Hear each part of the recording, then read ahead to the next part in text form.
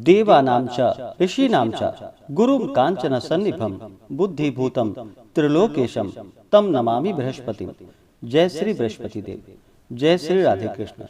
आप सभी का हमारे YouTube चैनल पे बहुत बहुत स्वागत है। आइए सुनते हैं गुरुवार व्रत की कथा।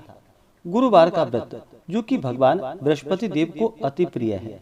जो भी भक्त सच्ची श्रद्धा के साथ गुरुवार का व्रत करते हैं, इस दिन केले के वृक्ष के नीचे बैठ करके भगवान बृहस्पति देव का पूजन करते हैं। इससे भगवान बृहस्पति देव अति प्रसन्न होते हैं और अपने भक्तों के सभी दुख और कष्ट को दूर कर देते हैं तथा सुख और समृद्धि का आशीर्वाद प्रदान करते हैं। गुरुवार के दिन भगवान बृहस्पति देव का वास जो कि केले के वृक्ष में माना गया है।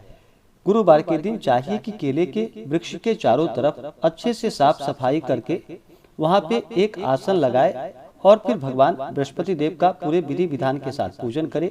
भगवान बृहस्पति देव को जल अर्पित करे, पीला पुष्प चढ़ाए, पीला चंदन अर्पित करे, फिर धूप और दीप दिखाएं।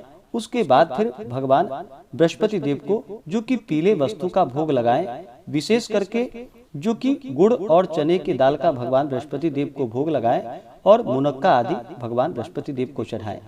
इसके बाद फिर गुरुवार व्रत का कथा श्रवण करे, भगवान बृहस्पति देव की आरती करे। इस प्रकार से गुरुवार के दिन भगवान का पूजन करे। गुरुवार के दिन जो भी व्रत धारण करते हैं उन्हें शुद्ध और सात्विकता का पालन करना चाहिए, ब्रह्मचर्य का पालन करना चाहिए, तामसिक वस्तुओं का प्रयोग बिल्कुल भी नहीं करना चाहिए और पूर्ण श्रद्धा भक्ति भाव के साथ भगवान बृहस्पति देव का पूजन करना चाहिए। तो आइए सुनते हैं गुरुवार व्रत की कथा। तो बोलिए प्रेम से भगवान बृहस्पति देव की जय, भगवान विष्णु की जय, माता लक्ष्मी की जय, सर्व देवी देवता की जय। प्राचीन काल में एक बहुत ही निर्धन ब्राह्मण था। उसके कोई संतान ना थी। वह नित्य पूजा पाठ करता। उसकी स्त्री ना स्नान करती और ना किसी देवता का पूजन करती। इस कारण ब्राह्मण देवता बहुत दुखी रहते थे। अपनी पत्नी को बहुत समझाते, किंतु इसका कोई परिणाम ना निकलता। भगवान की कृपा से ब्राह्मण के यहाँ एक कन्या उत्पन्न हुई। कन्या बड़ी होने लगी। प्रातः स्नान करके वह भगवान विष्णु का जप करती, बृहस्पतिवार का व्रत भी करने लगी। पूजा पाठ समाप्त कर पाठशाला जाती तो अपनी मुट्ठी में जौ भरकर ले जाती और पाठशाला के मार्ग में डालती जाती। लौटते समय वही जौ जो कि स्वर्ण के हो जाते थे तो उसको बीन कर घर ले आती। एक दिन वह बालिका सूप में उन सोने के जौ को फटक कर साफ कर रही थी कि तभी उसकी माँ ने देख लिया और कहा कि हे बेटी, सोने के जौ को फटकने के लिए सोने का सूप भी तो होना चाहिए। दूसरे दिन गुरुवार था। कन्या ने व्रत रखा और बृहस्पति देव से सोने के सूप देने की प्रार्थना की और कहा कि हे प्रभु, यदि सच्चे मन से मैंने आपकी पूजा की हो तो मुझे सोने का सूप दे दो। बृहस्पति देव ने उसकी प्रार्थना स्वीकार कर ली। रोजाना की तरह वह कन्या जौ फैलाती हुई पाठशाला चली गई। पाठशाला से लौटकर जब वह जौ बीन रही थी तो बृहस्पति देव की कृपा से उसे सोने का सूप मिला।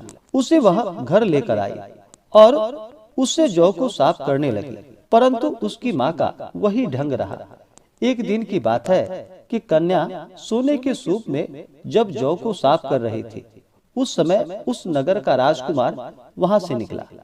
कन्या के रूप और कार्य को देखकर वह उस पर मोहित हो गया। राजमहल आकर वह भोजन तथा जल का त्याग करके उदास होकर लेट गया।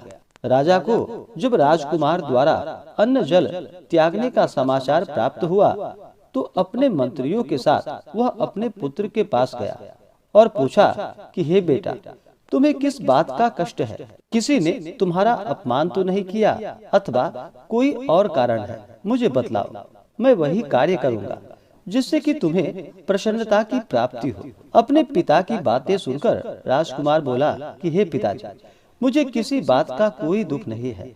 किसी ने मेरा अपमान भी नहीं किया है, परंतु मैं उस लड़की से विवाह करना चाहता हूँ जो लड़की सोने के सूप में जौ को साफ कर रही थी। राजकुमार ने राजा को उस लड़की के घर का पता भी बता दिया। मंत्री उस लड़की के घर गया। मंत्री ने ब्राह्मण के समक्ष राजा की ओर से निवेदन किया। कुछ ही दिनों के बाद ब्राह्मण की कन्या का विवाह जो कि राजकुमार के साथ संपन्न हो गया। कन्या के घर से जाते ही ब्राह्मण के घर में पहले की भांति गरीबी का निवास हो गया। एक दिन दुखी होकर ब्राह्मण अपनी पुत्री से मिलने गया। बेटी ने पिता की अवस्था को देखा और अपनी माँ का हाल पूछा तो ब्राह्मण ने सभी हाल कह सुनाया। कन्या ने बहुत सा धन देकर अपने पिता को वहां से विदा कर दिया। लेकिन कुछ दिनों के बाद फिर वही हाल हो गया। ब्राह्मण फिर अपनी कन्या के यहाँ गया और सभी हाल कहा तो पुत्री बोली कि हे पिताजी, आप माता जी को यहाँ लेकर आओ, मैं उन्हें यह विधि बता दूंगी जिससे कि गरीबी दूर हो जाए। ब्राह्मण देवता अपनी स्त्री को साथ लेकर अपनी पुत्री के पास राजमहल पहुँचे तो पुत्री अपनी माँ को समझाने लगी कि हे माँ, तुम प्रातः काल स्नान करके विष्णु भगवान का पूजा करो और बृहस्पतिवार का व्रत करो तो तुम्हारी सब दरिद्रता दूर हो जाएगी। परंतु उसकी माँ ने उसकी एक भी बात ना मानी। वह प्रातः काल उठकर अपनी पुत्री के बच्चों का जूठन को खा लेती थी।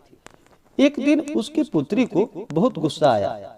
उसने अपनी माँ को एक कोठरी में बंद कर दिया और प्रातः काल उसे स्नान आदि करा करके पूजा पाठ करवाया तो उसकी माँ की बुद्धि ठीक हो गई। इसके बाद वह नियम पूर्वक प्रत्येक दिन पूजा पाठ करने लगी और प्रत्येक बृहस्पतिवार को व्रत भी करने लगी। इस व्रत के प्रभाव से उसे सभी प्रकार के सुख और समृद्धि की प्राप्ति हुई और मृत्यु के बाद वह स्वर्ग को गई।